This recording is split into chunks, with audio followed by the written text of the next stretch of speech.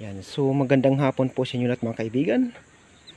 Disclaimer, this video is for entertainment purposes only. So nakahuli po ng sisiw na labuyo ang aking kasama mga kaibigan.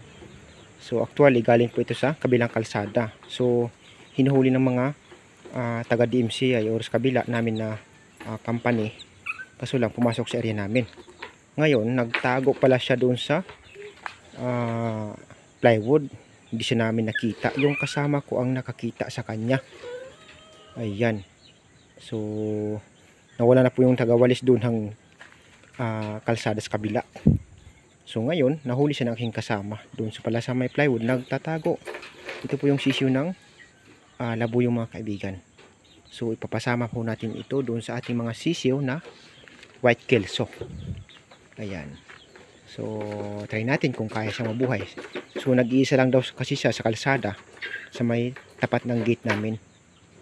Wala na po siyang inahin at wala din pong tandang. Ayan. Ito po ang kanya itsura ng kanyang pagkasisiw ng labuyo.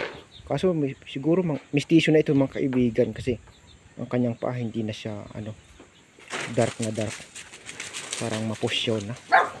Ayan. So sasama natin doon sa ating mga sisiw na white kelso mga kaibigan. Ayan. Ayan po sa mga kaibigan. Grabe, umiinom na agad. So uhaw na uhaw ho siya. Kasi siya mga kaibigan kanina, hinabol ko. Hinahabol din ho kasi siya ng mga taga-kabila na mga tao. Huhulihin po sana siya. Kaso nga lang, lumipad siya papunta sa area namin. Ngayon nung lumipad siya pa sa area namin, hinabol ko naman. Lumipad papunta sa kabila. Kaso hinampas nila ng walis, hindi nila natinamaan. Bumalik papunta sa amin, tapos lumipad pababa. Ngayon, nawala na siya. Sabi sa akin, saan na pumunta? Sabi ko, hindi ko nakita. Ang nakita ko lang, pumunta sa may poste. Tapos wala na. Yan pala yung sumuksok doon sa may ilalim ng plywood mga kaibigan. Doon na rin ho ako